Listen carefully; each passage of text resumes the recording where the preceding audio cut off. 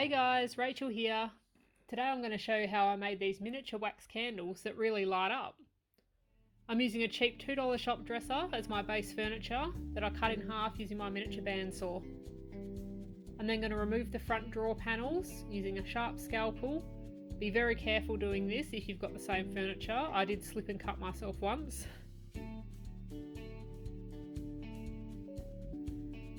I'm then going to construct real drawers using oversized pop sticks and also cut a new top for the dresser.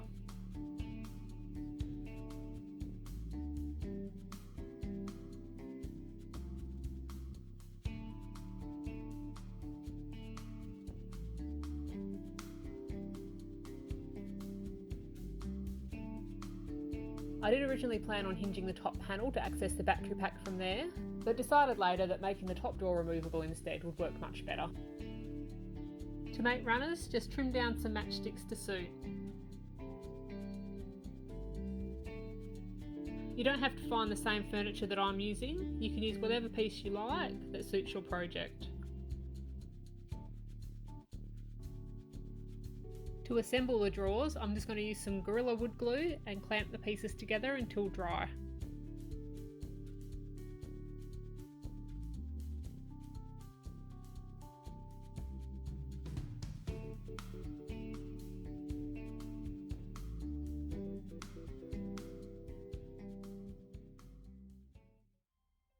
Now let's add some age to the furniture using matte acrylic paints.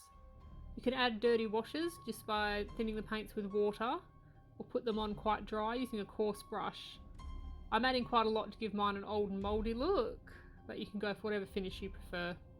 Be careful doing wet washes, the more water you add you may encounter some warping.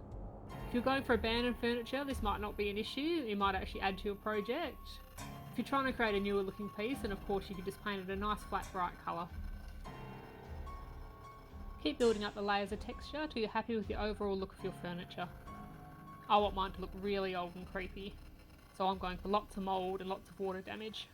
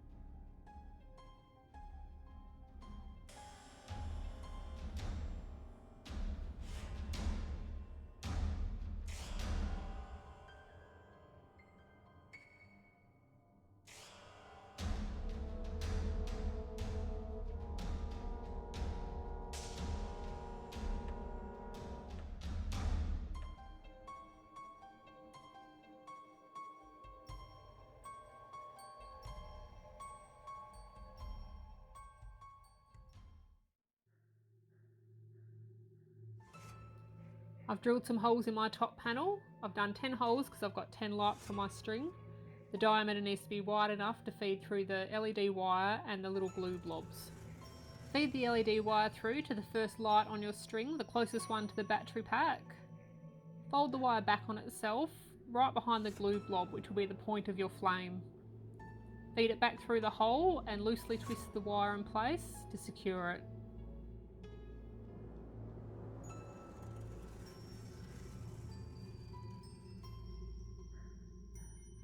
Go ahead and repeat this process with all the LED lights that are on your string, going with the holes that work best for the spacing of the lights.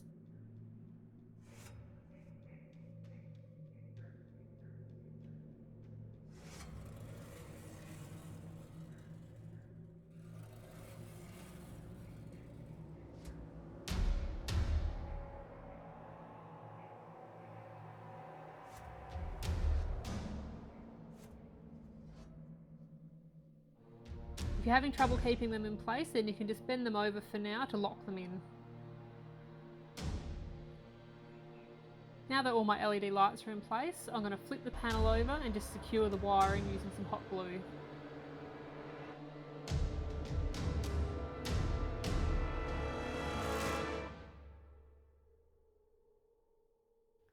Be careful not to put the hot glue too close to the edges, because otherwise the panel won't sit flat onto the furniture.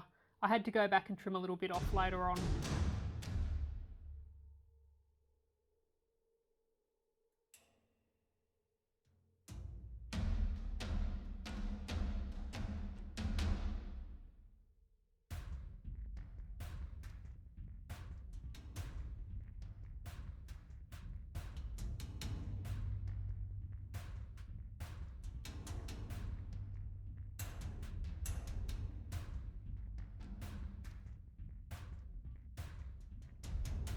If your candles are bent over like mine, you can go ahead and straighten them up now, ready for the next step. Now that everything is securely in place, you can go back and tighten up the wiring by twisting with a pair of pliers. This will form the candle wicks. Throughout this project, every now and then just check that your LED lights are still working. There's a lot of time invested in this and you'd hate to get to the end and find out that something's gone wrong.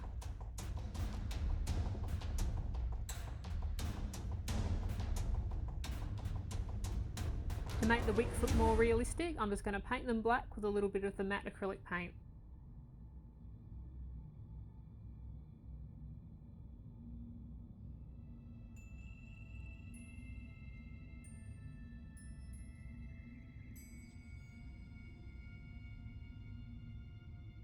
I'm just using a large clear drinking straw to make my candles. This is basically the sort of straw you'd get with a smoothie or a frozen drink. Just trim them to size using a pair of scissors and place them on your candle wicks. Now I'm just going to use a regular household candle to fill my straws up. You could also use a tea light and bend a spout, or even birthday cake candles, whatever you've got handy, and depending on what colour wax you want your candle.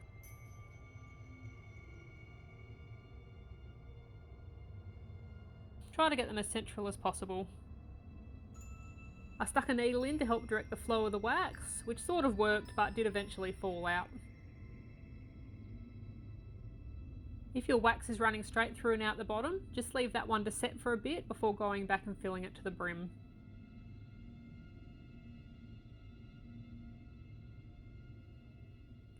Don't worry if a bit of wax gets on the LEDs, we can just pass back over those quickly with a flame and it will melt off.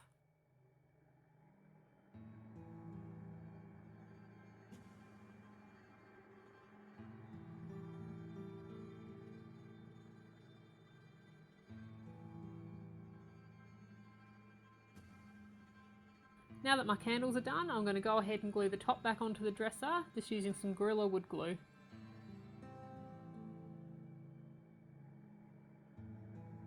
Once that's dry, I'm going to add a bit more wax dripping down the back and sides of the furniture.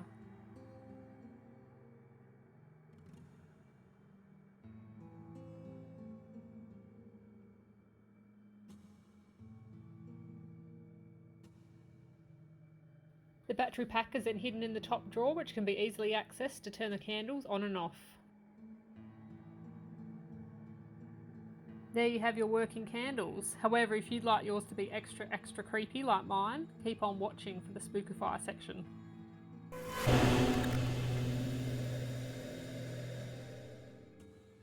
Because I'm going to put some pretty horrifying stuff on top of my dresser, I'm going to add some bloodstains. To do this, I'm going to use alcohol inks in black, Santa Fe red, rust and sangria. You can use whichever brand you have handy. I like to use the same brushes for alcohol inks every time to save me the hassle of cleaning them. I'm also using alcohol ink extender. This is a product that you can buy, or I'll leave a link to the DIY solution to make your own. I'm going to use this to dilute the inks and also spray some directly onto the furniture surface. This allows the ink to spread in a natural way.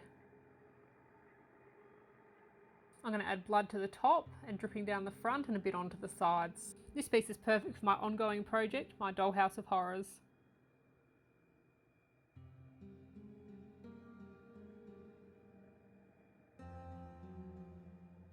I'm going to build up many layers, different tones of red and purples. The alcohol inks and extender also have a bit of a glossy finish, which gives a realistic wet look. I've got one blob of wax that I've decided to get rid of, so I'm just going to quickly scrape that off with a tissue blade.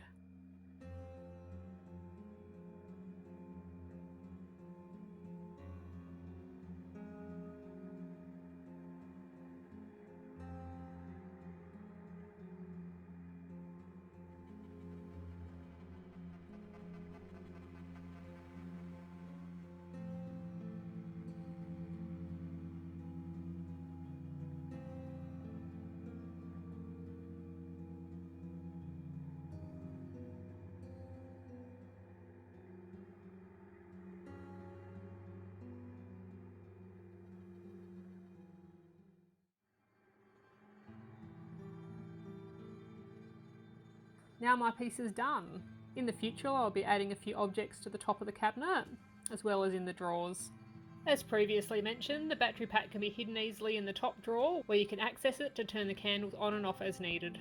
I wasn't 100% sure this was actually going to work out, so I'm really happy with the results. I hope you enjoyed this video and I hope it comes in handy. Let me know if you make one of these for your own projects. I'll be back soon with another video. Like and subscribe if you don't want to miss it. Thanks guys, bye!